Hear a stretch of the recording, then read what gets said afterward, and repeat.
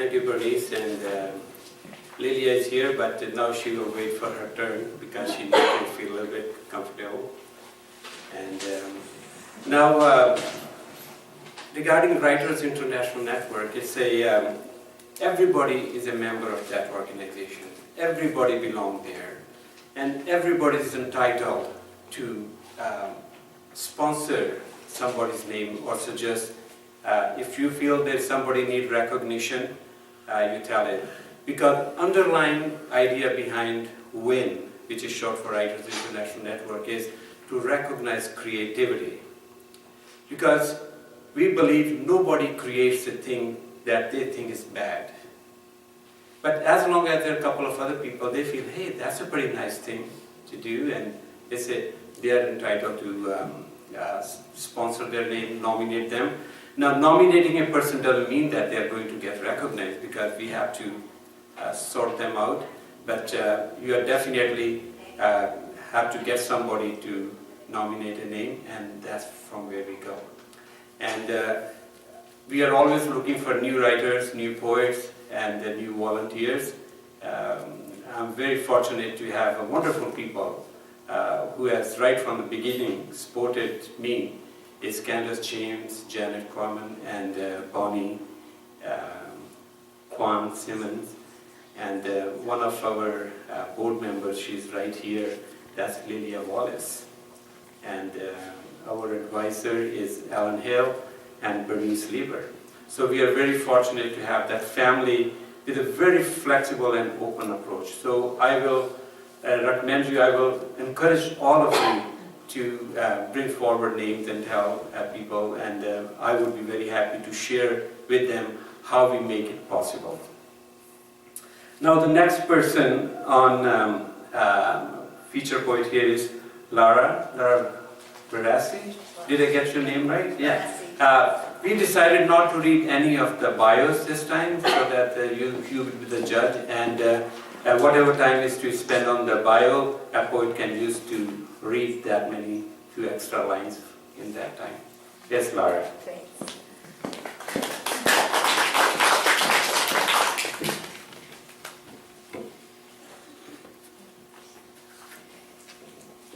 So I couldn't decide between 3 poems, so I'm just going to keep the talking to a minimum and just dive right into them. The first one is it's kind of about just peeling off the past. I wrote it for a contest, so it's called My Untangling. Along the way to purgatory, my path veered, and I found myself in a thicket of edged brambles, intertwined with contritions over long past delusions I have held of mending versions of myself. Sharp and pointed memories slice into me, and all the false moods I have constructed are unlocked and open. There is nowhere to hide from them anymore. They pour into my awareness with their suffocating tentacles, grasping with attempts to drown me, bright and stinging, smarting. I do not take heed.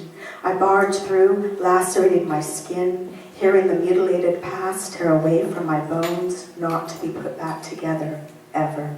I set it free. To begin the act of releasing old songs that no longer need to play themselves out in my mind, their timbres dancing among the synapses, quick-stepping to the rhythm of rumination, waltzing to the beat of what if. I am weakened, though, by these movements. I wolf down a meal of crow that sticks in my throat as I gaze upon my choices that have led me to this place, those that should probably be forgotten now. I pretend they are only ethereal dreams that came and went, surreal and unreal to the truth of this moment in time. A putative reality that fades away with each step taken, as if it never really was. As I traverse this new terrain, these thoughts still prod me, following me, nagging like an uncomfortable and rough tag in my shirt, rasping against my neck to remind me of its presence, scratching at the membrane of the back of what is me. With each step forward through the prickly, pronged path, I feel everyone shoot through my body like a sudden cramp. one that seizes me with its acuteness, stops me in my tracks, my progression halted, drawing me backward as I push this new birth out into my world, breathing with the contractions of fear. I must allow this life to emerge without struggle, propel out of me as if thrust by a booster, its strength enough to envelop me, become me, to untangle me before I am put back together, yet different now.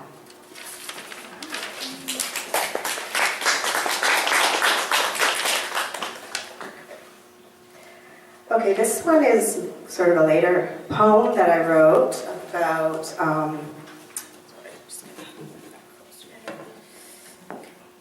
so when I lost my little dog about 7-8 months ago, I wrote a poem about the experience of when you first are going through that shock and how it's sort of a comfortable place to be when you're in it. And I called it the sweet spot of shock. A long drawn out sigh, a moment held still. I bathe luxuriously in the fog of shock, wrapped in the comfort of denial. That brief period of time before I awakened my fist, flattened by one punch, laying prone on the mat, numbers being counted down overhead, 10, 9, 8, 7, 6, 5, 4, 3, 2, 1, 0. For now my eyes are obscured, words swim in front of me, dizzying, an off-balance world, frozen but moving. Feeling the earth spin on its axis, I may fall into space as the law of gravity no longer applies to me. I am groundless. I have not yet stepped forward. I am still back in corners where reality can't show its face, seek me out as I hide in a game I can't win. Feel the sensation of separation from grief. The bridge spans to the opposite side in front of me. I won't step on. I have been anticipating its arrival. The other side is a good distance away now, but it will slowly move toward me. The gap will creep closed. If I do not go to it, it will come to me, crushing the bridge that separates until it is right at my feet, an accordion whose pipes are rusty and cracked, squealing as it crumbles. But I can make it come to me. I can postpone its arrival, turn away from it once here to prolong it, have it stay surreal, because I can handle surreal.